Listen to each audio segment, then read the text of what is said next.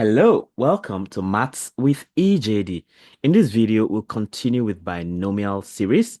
And in this one in particular, our focus is on the proof of the binomial theorem. We've been using the binomial theorem already, and we see how useful that can be. But let's see how we actually arrived at that formula that we use for the binomial formula that is. So let's go for that right now. Okay. What you're going to use here is the induction method. I have a series on mathematical induction, so we are going to bring up that idea here again. So what we are going to have is this. We start with a statement. So the statement is that for n belonging to the set of natural numbers, a plus b raised to power n is equal to summation from k equals 0 to n of n combination k, then a raised to power n minus k, b raised to power k. That is actually the binomial formula which we've been using, especially when you're dealing with you know, uh, integer powers, positive integer powers. I think that's the word right there. Of course, we're talking about natural numbers here. So here we know that already, we know that n combination k is the same thing as n factorial over k factorial into n minus k factorial. All right. So that's the statement. Now, and the idea of induction is that we prove starting from the base case, and the base case is the case where k is where n is equal to 0. So we have the base case. So the base case is such that n is equal to 0. So if we go for the base case, now we're simply saying that instead of having a plus b raised to power n, we have a plus b raised to power 0. Okay. And of course, we know that's 1 for sure. That's basically 1. And if that is 1, we can also say that that is summation from k equals 0 to 0, 0 combination k, then a raised to power 0 minus k, b raised to power k. Of course, all of that is going to be 1 because you're summing from 0 to 0, so you're not moving. So it's just 1 like that. All right. So that's the base case right there. So we can say that the statement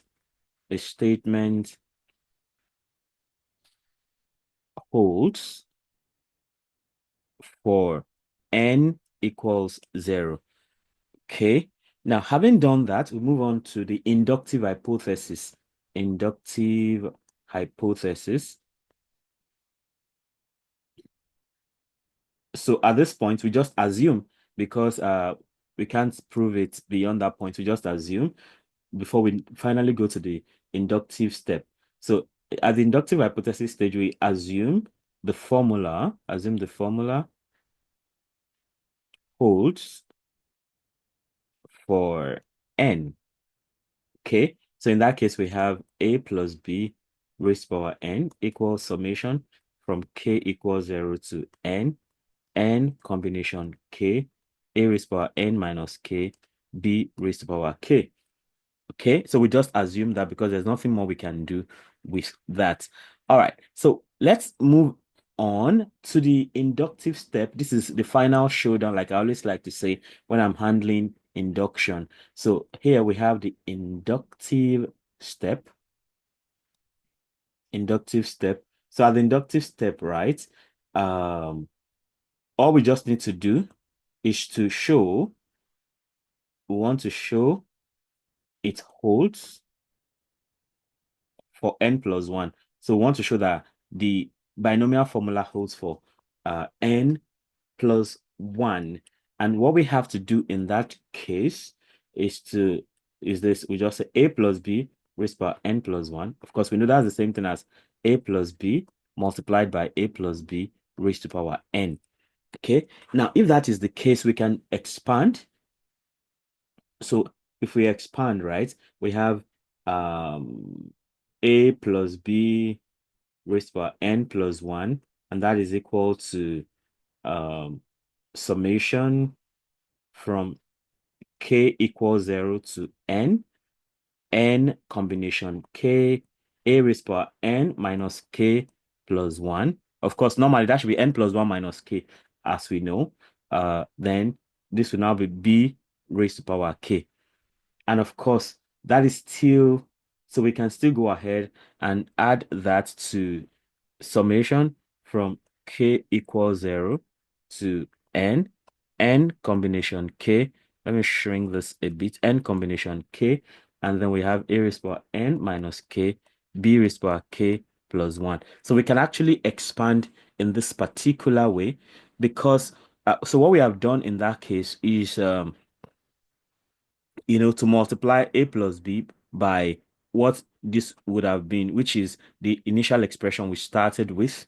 That is what we mean by expansion, of that. That means a plus b into this original expression, and then we have what we have now. So you see b increasing by the power of 1, while a is increasing by the power of 1. So it is this same expression we're expanding like that.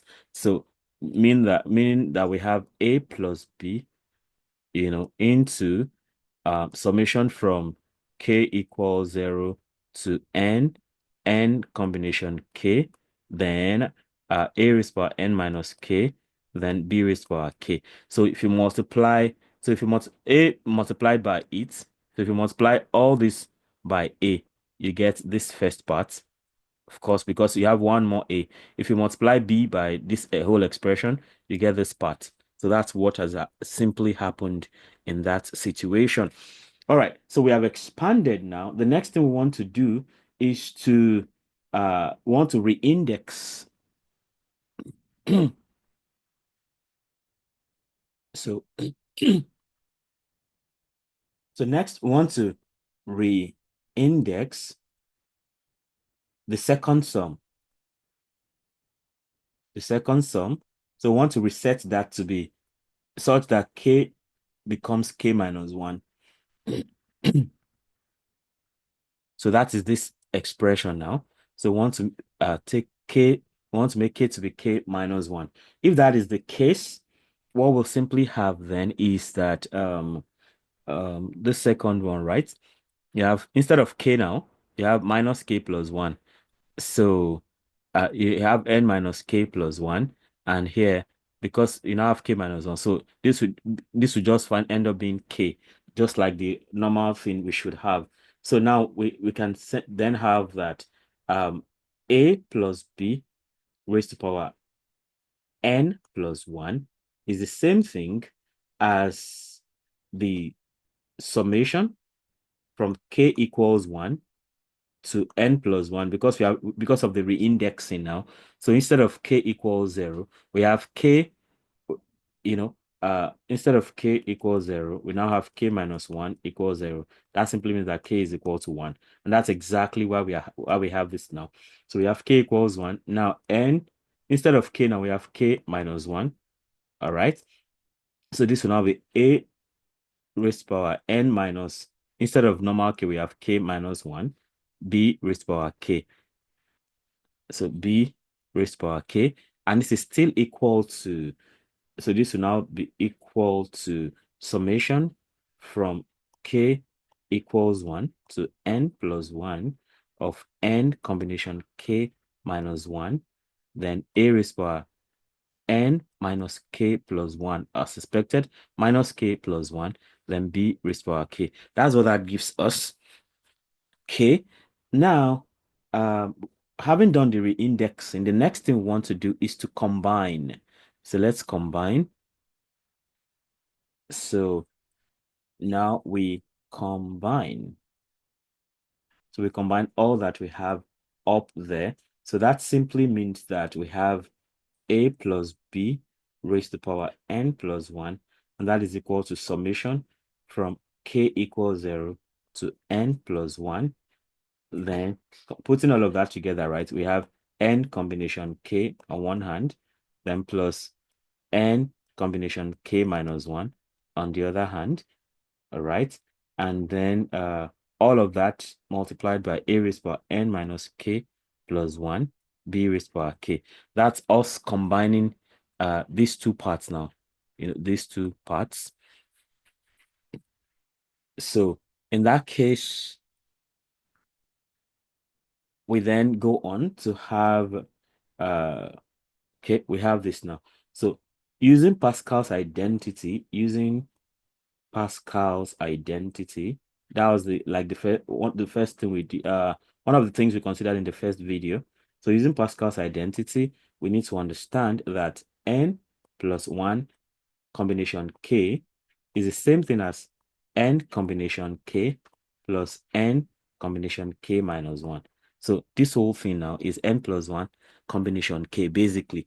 So in that case now, we can then have this next, that a plus b raised by n plus 1 is equal to summation from k equals 0 to n plus 1, then n plus 1 combination k, because this whole thing, just like this whole thing, right, is n plus 1 combination k, and that is multiplied by n plus 1 minus k b raised to power k. So in that case, we have what we need. All right. So we can then conclude, we can say then that thus the formula holds. So that's the inductive stage now. Thus the inductive step, thus the formula holds for n plus 1. All right. So we can now say that by induction, the theorem, that's the binomial theorem, is proven. Binomial theorem is proven for all n, which is a real number, for all n belonging to n. And that's how that goes.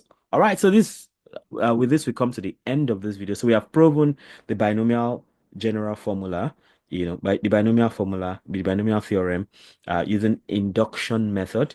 So if you want more of this, because after now, I'm going to talk about the other, we are also going to prove the one for negative or fraction power.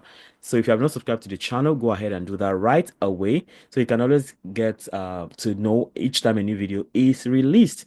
And don't forget to hit subscribe, hit the notification bell, of course, and then of course comment. Let me know how helpful these videos are, and of course let me know if you have a topic for me to teach or a problem to solve. I might be able to find time to do that. Then don't forget to like and share so that more people can have access to this great content.